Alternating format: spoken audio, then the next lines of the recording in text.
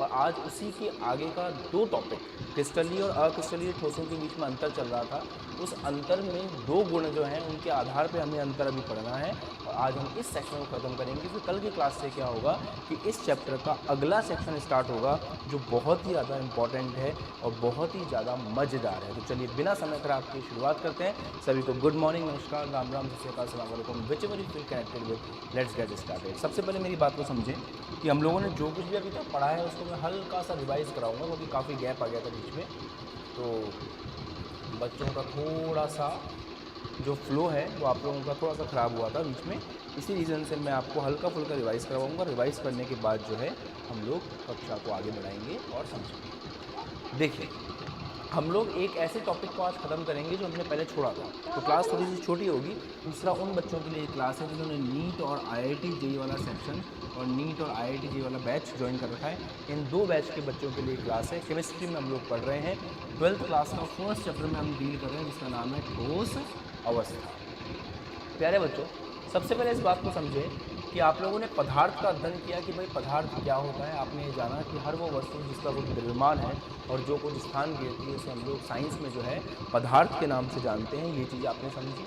फिर आपने ये जाना कि भाई जो पदार्थ होता है हमारा, उस पदार्थ के भौतिक अवस्थाएं मूल रूप से अगर अपन ठोस अवस्था होती है, दूसरी द्रव अवस्था होती है और तीसरी अवस्था आपको देखने को मिलती है गैस अवस्था। अभी मैं ये बोल सकता हूँ कि इस चैप्टर का सबसे इंपॉर्टेंट सेक्शन स्टार्ट होना बाकी है। अभी इस चैप्टर में एकदम ही मतलब आपको लगेगा कि यार सर आप जो मुझे बता रहे हो ना हमको पहले से आते हैं, तो एकदम बेसिक चल रहा है। आज की क्लास में बेसिक खत्म हो जाएगा और कल से फिर जो है इस क्लास में आपको इस चैप्टर का मेन पार्ट जो है वो देखने को मिलेगा। ठीक है, समझते हैं। तो ठोस द्रव गैस के बारे में आप लोगों ने बात करी। आप लोगों ने ये बहुत खूबसूरती से समझा कि यार ठोस द्रव और गैस में जो मेन अंतर है ना, वो अंतर है एक अणु और दूसरे अणु के बीच में बल के बारे में। मतलब एक जो अणु है, एक अणु अंतरा आणविक बल उसको बोलते हैं। ठोस के अंदर अंतरा आणविक बल इतना ज़्यादा है कि एक अणु दूसरे अणु से बिल्कुल ऐसे चिपका हुआ है, ऐसे मोहब्बत है उनकी बहुत बड़ी। तो अंतरा आणविक बल बहुत ही ज़्यादा है एक अणु और दूसरे अणु के बीच में और अंतरा आणविक बल के बहुत ज़बरदस्त है। अंतराण्विक बल के बहुत ज़बरदस्त होने के कारण ही इनके बीच में जो अंतराण्विक दूरी है वो बहुत ही कम है। तो अंतराण्विक बल बहुत ज़्यादा है और अंतराण्विक दूरी जो है वो बहुत ही कम है। द्रव में आपने देखा कि भाई जो आपके अणु हैं उनके बीच में गैप ज़्यादा है ठोस की तुलना में। गैप क्यों ज़्यादा है? क्योंकि अंतराण्विक बल कम है। गैस में आपने देखा कि अंतराण्विक बल जो है वो बहुत ही कम है, इसलिए अणु बिल्कुल ही दूर दूर है। फिर आप लोगों ने मजे मजे में एक और चीज़ सीखी थी जो आपको याद होगी कि अगर आप ठोस को गर्म करेंगे तो वो द्रव में बदलेगा, द्रव को गर्म करेंगे तो गैस में बदलेगा। इसको और ज़्यादा गर्म करेंगे आप, अगर गैस को और ज़्यादा गर्म करेंगे या फिर गैस को गर्म करेंगे या फिर उच्च वोल्टता देंगे। देखो, अणुओं को अलग किया आपने। ठोस में अणु बहुत पास पास चिपके हुए थे, आपने अणुओं को अलग किया तो वो द्रव में बदल गया। आपने और अलग किया तो वो गैस में बदल गया। अब अगर आप उसको हीट दोगे, आप उसको गर्म करोगे या फिर आप उसको दोगे उच्च वोल्टता, तो क्या होगा? इसके अंदर से इलेक्ट्रॉन निकलना स्टार्ट हो जाएंगे और इस प्रकार से तगड़ा माध्यम, नया माध्यम बनेगा। उस नए माध्यम के बारे में आपने पढ़ा था, संदीप जी ने बिल्कुल सही कहा है और काफ़ी बच्चे एक्टिव में क्लास में अच्छा लगता है देख करके। उस माध्यम का नाम है प्लाज्मा। उस माध्यम का नाम क्या है? प्लाज्मा। ठीक, प्लाज्मा की गुणधर्म भी आपने पढ़े कि भाई बहुत ही खूबसूरत सा माध्यम है। इलेक्ट्रॉनों के मुक्त होने के कारण रंगीन होता है, रंगीन मिजाज का है। इसके अंदर आपने देखा कि भाई चालन बहुत बढ़िया होता है विद्युत वगैरह का। आपने ये समझा कि भाई प्लाज्मा जो है वो बहुत रंगीन होता है, कलरफुल होता है। तो प्लाज्मा टीवी हो गया, जब आसमान में बिजली कड़कती है उस समय हमें प्लाज्मा देखने को मिलता है। सूर्य के ऊपर इतनी गर्मी है कि वहाँ पहले से प्लाज्मा ही है ना। ये सब आप लोग जानते हैं। ये हम लोग रिवीजन कर रहे हैं थोड़ा सा, फिर आज की क्लास को स्टार्ट करें। फिर क्या हुआ? फिर आप लोगों ने देखा कि भाई इस चैप्टर में आपको द्रव के बारे में नहीं पढ़ना, इस चैप्टर में आपको गैस के बारे में भी नहीं पढ़ना। आप लोगों ने समझा कि भाई इस चैप्टर में सर हमें जो है ठोस के बारे में पढ़ना है, हमें सॉलिड के बारे में इस चैप्टर में पढ़ना है। तो हमारा सारा डिस्कशन जो है इस चैप्टर में द्रव और गैस पे से हट गया और हम लोग किसके ऊपर आ गए? सॉलिड के ऊपर आ गए। ठीक है, चलिए। फिर जब आप लोगों ने सॉलिड का अध्ययन करना शुरू किया, ठोस का अध्ययन करना शुरू किया, तो आप लोगों ने ये जाना कि भाई ठोस जो है उसको हम अलग अलग आधार पर बांट सकते हैं। तो आप लोगों ने जिस आधार पर ठोस का वर्गीकरण करना शुरू किया वो आधार था उसकी ज्यामिति के आधार पर। ज्यामिति का मतलब होता है प्यारे बच्चों कि उसका अरेंजमेंट किस तरह का है ना। ज्यामिति का मतलब क्या होता है कि उसका अरेंजमेंट किस तरह का है, उसके अंदर अणु किस प्रकार से व्यवस्थित हैं, उस व्यवस्था को हम लोग ज्यामिति कहते हैं। और ज्यामिति के आधार पर आपने ठोस का वर्गीकरण को समझने का प्रयास किया। जब आप ठोस के आधार पर इनका वर्गीकरण पढ़ रहे थे तो आपने ये जाना, ज्यामिति के आधार पर इनका वर्गीकरण पढ़ रहे थे तो आपने ये जाना कि भाई दो प्रकार से हम ठोस को वर्गीकृत कर सकते हैं। पहला प्रकार है ज्यामिति के आधार पर क्रिस्टलीय ठोस। तो जो भी आपने पढ़ा है मेरा फर्ज बनता है कि पहले उसको रिवाइज करवा लो, इसी टॉपिक के आगे का खत्म करके इसको एंड करो, कोई चीज़ में करवा। ठीक है, क्रिस्टलीय ठोस के बारे में आपने पढ़ा, फिर आपने पढ़ा अक्रिस्टलीय ठोस। बस अब तो आपका फ्लो वापस से बन ही गया है, तो आप लोग जो भूल-भाल भी गए होगा किसी रीजन से, तो वो सारी चीज़ें आपको समझ में ऑटोमेटिकली आ जाएंगी बिना किसी परेशानी के। मस्त रहिए और सुनते रहिए। देखो, बात ये है क्रिस्टलीय और अक्रिस्टलीय ठोसों के बारे में जब आपने पढ़ना शुरू किया तो सबसे पहले आपने गुणों के बारे में जान लिया। गुण में सबसे पहला गुण यही था जो मैंने ऊपर लिखा हुआ है, ज्यामिति। देखो, आप लोगों को ये बात समझ में आ गई थी कि जो क्रिस्टलीय ठोस होते हैं उनकी निश्चित ज्योमेट्री होती है। निश्चित ज्योमेट्री का मतलब क्या है, एक अरेंजमेंट होता है फिक्स। जैसे फॉर एग्जांपल अगर मैं आपको सोडियम क्लोराइड के अरेंजमेंट को रिवाइज करवाऊँ, जो मैंने आपको लास्ट क्लास में बताया था, तो सोडियम क्लोराइड का अरेंजमेंट सभी बच्चों को यहाँ पे ध्यान होना चाहिए कि भाई इस प्रकार का अरेंजमेंट था, Na plus Cl minus Na plus Cl minus Cl minus Na plus Cl minus Na plus. ये एक व्यवस्था है, इस व्यवस्था को समझने की कोशिश करेंगे और अभी आपको एक ही बार में जब मैं समझाऊंगा तो ये व्यवस्था समझ में आ जाएगी। देखो मेरा उद्देश्य पढ़ाने का ये नहीं है कि आप लोग फटाफट अपना कोर्स करो या सीखो, मैं ये नहीं चाहता। मैं ये चाहता हूँ कि आप जो भी चीज़ पढ़ रहे हो वो आपके दिमाग में परमानेंट स्टोर रहे और परमानेंट हमेशा के लिए आपको वो याद रहे। मेरा मन इस तरह चलता है, क्योंकि देखो बात ये है, आप इतना सा पढ़ रहे हो और सुनना भी अगर आपको याद नहीं है तो पढ़ना बेकार है।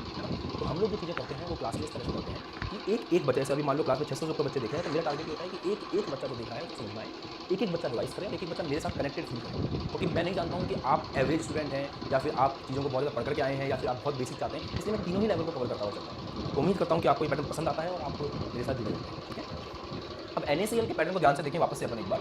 तो NaCl में यह है कि भाई गौर फरमा के चेक करोगे तो हर Na प्लस के चारों तरफ आपको Cl मिलेगा।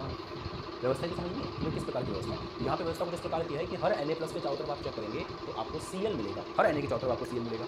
और अगर इसी प्रकार आप इस व्यवस्था को चेक कर लें तो आप देखेंगे कि हर Cl के चारों तरफ आपको Na मिलेगा। तो NaCl की व्यवस्था कुछ इस प्रकार की होती है कि हर Na प्लस के चारों तरफ Cl होता है, हर Cl के चारों तरफ Na प्लस होता है। इसको बोलते हैं अपन एक निश्चित ज्यामिति, मतलब पैटर्न फिक्स है। जो उनके बनने का, उनके निर्माण का जो पैटर्न है वो पैटर्न फिक्स है, उनका निर्माण एक फिक्स पैटर्न से हो रहा है। इसी को कहा जाता है प्यारे बच्चों निश्चित ज्यामिति, निश्चित ज्यामिति। और अगर यहीं पे अपन कुछ इस तरह का बनाए जिसके अंदर कोई पैटर्न ही नहीं है और आप कहीं भी किसी भी तरह से चीज़ों को रख रहे हो, तो ये आप देखो कोई भी कहीं भी अरेंजमेंट कहीं भी है, उसको हम कहेंगे कि भाई ये जो है ना इसमें कोई निश्चित ज्योमेट्री नहीं है। कोई भी अणु का मन जहाँ पे है उसी जगह पर व्यवस्थित हो गया है और कोई भी गधे घोड़े बराबर है यहाँ पे, कोई बोल बात। इसके लिए मैंने आपको एग्जाम्पल भी दिया था लास्ट क्लास में, अगर आपको याद हो कि सुबह सुबह असेंबली होती है ना, जब सुबह सुबह असेंबली होती है तो आपने ये बात नोट की होगी कि जब मॉर्निंग में असेंबली होती है तो 9th क्लास के बच्चे एक लाइन में खड़े होते हैं, फिर 10th के एक लाइन में खड़े होते हैं, 12th के एक लाइन में खड़े होते हैं, ऐसे एक लाइन में बच्चे खड़े होते हैं। वो है आपकी निश्चित ज्योमेट्री क्रिस्टलीय ठोस।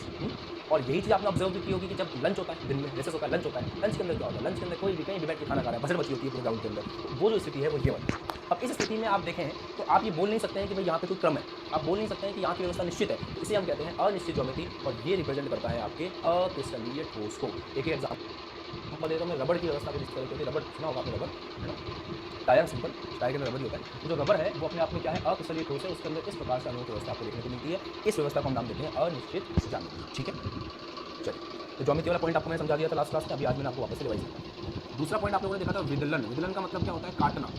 अगर आप क्रिस्टलीय ठोस को किसी धारदार हथियार से काटते हो, रिवीजन करवा रहा हूँ, अगर क्रिस्टलीय ठोस को किसी धारदार हथियार से काटा जाए, तो अगर क्रिस्टलीय ठोस को किसी धारदार हथियार से काटोगे तो वो एकदम पनीर की तरह कटेगा, बस एकदम चिकना। तो अगर आप इसको काटते हो तो आपको सपाट, प्लेन और चिकनी मतलब स्मूथ सतह प्राप्त होती है। ये तो करेगा पनीर की तरह। और जब अक्रिस्टलीय ठोस को काटोगे तो वो खुरदरी सतह के साथ में कटेगा, मजा नहीं आएगा, विकास है ना। ठीक है, तो ये दूसरी चीज़ आपने देखी। तीसरी चीज़ आपने देखी गलनांक और पठनांक। देखो होता क्या है, जितने भी क्रिस्टलीय ठोस है ना वो सारों की एक बहुत बड़ी खासियत होती है, एक निश्चित तापमान के ऊपर ये अपनी अवस्था में परिवर्तन करता है। जैसे फॉर एग्जांपल दे रहा हूँ मैं आपको, मैं इस चीज़ को कोट नहीं कर रहा। मान लीजिए क्रिस्टलीय ठोस है, वो क्रिस्टलीय ठोस जो है 25 डिग्री सेंटीग्रेड के ऊपर गलता है। मान लो उसका गलनांक जो है, गलनांक का मतलब क्या होता है कि जब भी कोई जिसके ऊपर आप ठोस को बदल सकते हो उसको गलनांक कहते हैं, ठीक है। और जब अपन किसी द्रव को गैस में बदलते हैं तो उस तापमान को हम लोग क्वथनांक के नाम से जानते हैं। तो मान लीजिए क्रिस्टलीय ठोस है, उसका क्वथनांक जो है, उसका जो गलनांक है वो 25 डिग्री सेंटीग्रेड है। तो जैसे ही तापमान 25 डिग्री सेंटीग्रेड होगा वैसे ही आपका क्रिस्टलीय ठोस बनना शुरू कर देगा, एक निश्चित और अभिलाक्षणिक। अभिलाक्षणिक का मतलब होता है हर एक क्रिस्टलीय ठोस का अपना खुद का गलनांक और क्वथनांक होता है। जैसे मैं ये बोल सकता हूँ कि भाई आप लोगों का अभिलाक्षणिक गुणधर्म अलग अलग हो सकता है और सबके अपने अपने कुछ ना कुछ अभिलाक्षणिक गुणधर्म होते हैं। अभिलाक्षणिक गुणधर्म का मतलब पर्सनलाइज्ड, जो पर्टिकुलर उसके पास है। जैसे मेरा अभिलाक्षणिक गुणधर्म ये है कि मैं फेस को पढ़ा सकता हूँ, ये मेरा अपने आप में गुण है। तो हर किसी का अपना एक अभिलाक्षणिक गुण होता है। तो बिल्कुल ऐसे ही जो आपका क्रिस्टलीय ठोस है उसमें देखा गया है कि एक निश्चित मतलब फिक्स कि भाई हाँ ये तापमान है, इस तापमान के ऊपर ये गलेंगे और इसी तापमान के ऊपर ही उबलेंगे। मान लीजिए 150 डिग्री सेंटीग्रेड उसका क्वथनांक है, तो 150 डिग्री सेंटीग्रेड जैसे होगा वो बनना शुरू कर देगा। बता सकते हो कि हाँ एक तापमान है, तो निश्चित है तथा अभिलाक्षणिक है। अभिलाक्षणिक का मतलब हर किसी का अपना अपना अलग अलग क्वथनांक और गलनांक आपको देखने को मिलेगा। उसको आप कॉपी में नोट करके रख सकते हैं कि किस क्रिस्टलीय ठोस का क्या गलनांक है और किस क्रिस्टलीय ठोस का क्या क्वथनांक है। तो निश्चित और अभिलाक्षणिक आप चाहे तो कमेंट